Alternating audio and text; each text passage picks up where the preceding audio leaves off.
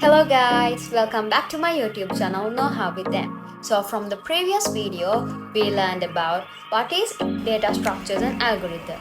So this is the second video and I'm going to teach about introduction to linear data structures. So what is linear data structures?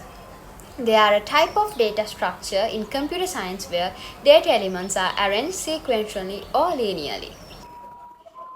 There are types of linear data structures. Let's talk about them. Linear data structures can be divided mainly into four parts as arrays, linked lists, stacks, and queues. So, linked list can be further divided into three parts as singly, linked, and doubled. And queues can be divided into circular, priority, and dequeue.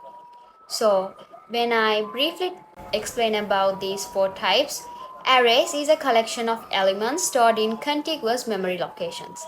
And linked lists are a collection of nodes each containing an element and a reference to the next node. And stacks is a collection of elements with last in and first out order.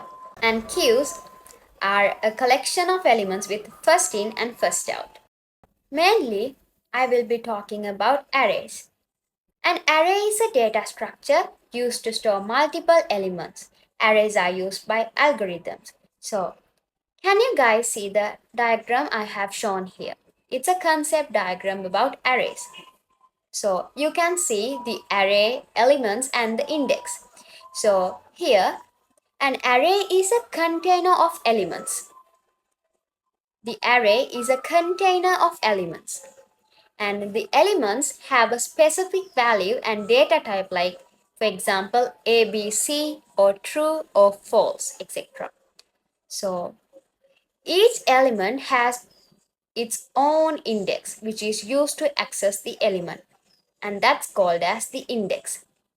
So here you guys can see array length is equal to 4 and the first index here is 0 and the last index here is 3. The element here, the first element is A, which is the index is 0.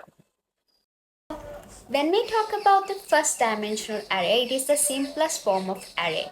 It has a single row of elements and all the data is in the same data type. And when we talk about the second dimensional array, it has two rows and two columns and it is also a common array in this process. And for the multidimensional array, arrays can have more than two dimensions, leading to a multidimensional array.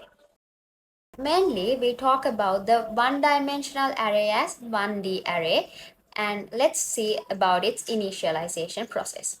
So here, for an example, I have taken 5 elements, like int marks with inside the square brackets I have written 5 because there are 5 elements 4, 1, 8, 7 and 9, or we can write it as int marks empty square brackets and equals 41879. No need to specify the size. The compiler notice size 5 as we are initializing with 5 elements.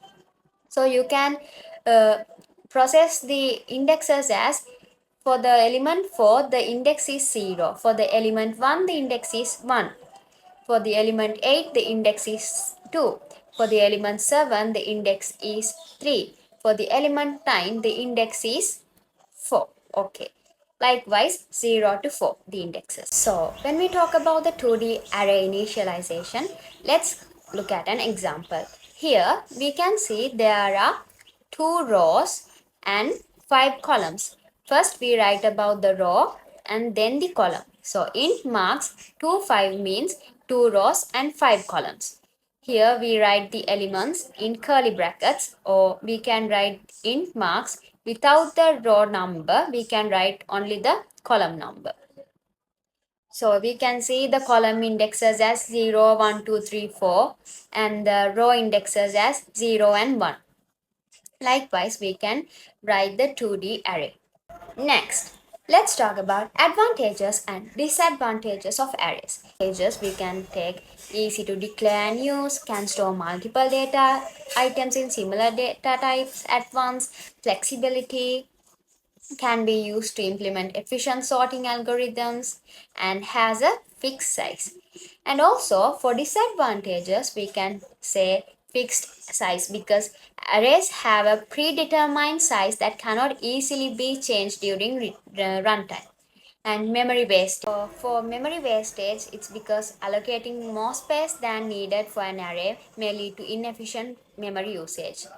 Then inefficient insertion and deletion, sequential access, and difficulty in resizing. So these are the advantages and disadvantages. Some of the disadvantages and advantages of arrays. You can find more. So last but not least, I would like to talk about something important related to arrays. The array's indexes begin at 0, therefore the first item saved at index is 0. The final element of an array with size n is kept at index n-1, and array's elements have sequential addresses. Keep that in mind. This is it for today's video. Let's meet from the next video. Make sure to subscribe and like my video as well, and stay tuned for the next videos. Bye bye.